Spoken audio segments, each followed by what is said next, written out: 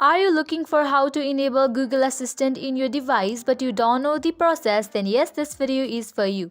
You can find info and complete tasks with the help of Google Assistant. Now let's get straight into the process. Open your settings. Here we go. Scroll down. You can see different options.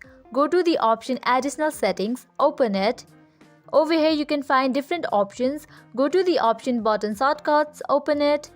Now over here you can find different options. You have to go to the option Launch Google Assistant. Open it. Now here you can see different options. You can choose any of the option that you like. First one is long press the home button. If you long press the home button, Google Assistant will appear. Second one is long press the menu button. If you press the menu button, Google Assistant will appear.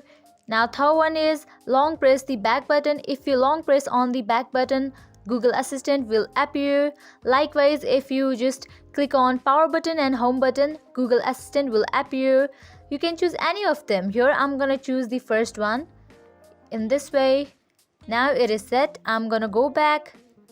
Now here I'm gonna long press on menu button. That Google Assistant has appeared. In this way, you can easily enable Google Assistant in your device. At the end, if you find this video helpful, make sure to like, share and subscribe to our channel. Thank you.